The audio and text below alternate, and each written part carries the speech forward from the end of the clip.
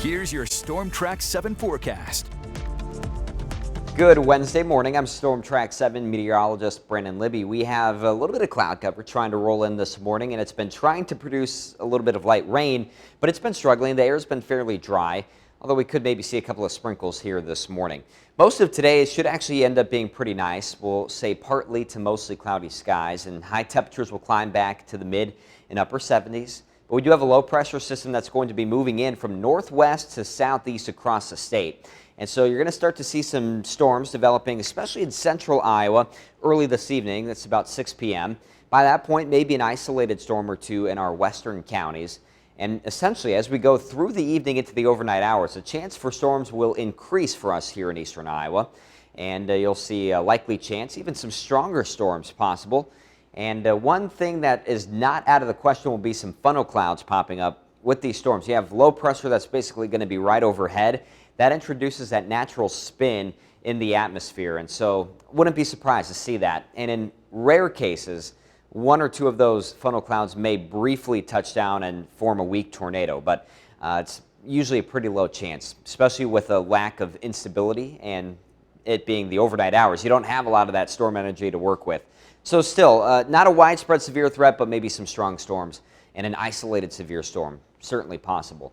We'll see the rain and the storms weakening as you go through the overnight hours, but still some lingering rain throughout the day tomorrow. Should be fairly on and off with mostly cloudy skies, and it is going to be a lot cooler as well as winds will come in from the north.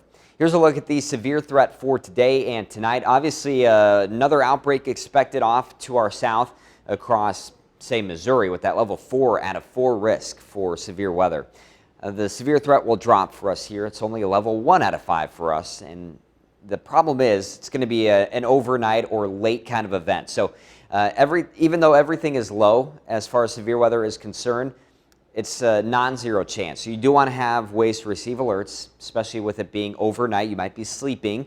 If a tornado does decide to touch down, you want to be alerted to that and get to your shelter. Otherwise, for the rainfall amounts here through the next few days, still looking very, very wet. You have maybe a ½ inch to 1.5 inches for the northern half of the viewing area. We'll say basically a 1/4 inch to ½ inch in our southern counties, but it's just more heavy rain. And as you go through the forecast, once we get to the 10-day, basically all of next week, chances for rain. As far as today goes, pretty low chances overall. High temperatures mid to upper 70s.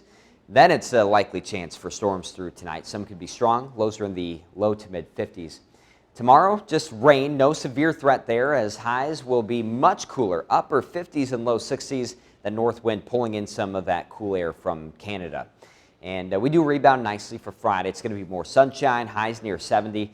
Just a passing shower in the late part of the day for our northeastern and eastern counties. And then Saturday should be dry as well, looking pretty good there to kick off Mother's Day weekend, a high of 70.